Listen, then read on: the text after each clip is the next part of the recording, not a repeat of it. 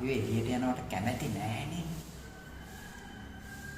අපි චුට්ටක් හරි කෑ ගහුවම අම්මා වේගයෙන් දුවගෙන එනවා.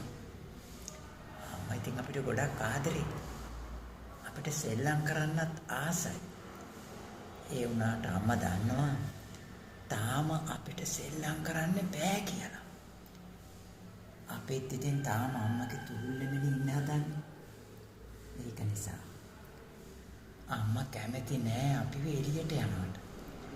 සෙල්ලම් කරන්න නම් ආසයි. ඒත් අම්මේකට ඉඩ දෙන්නෙත් නෑ අම්මා කැමතිත් නෑ. අපිට තාම කිරි බොන්න තියෙනවා කියලා තමයි කියන්නේ. අපි තාම ලොකු මදිය කියලා කියන්නේ.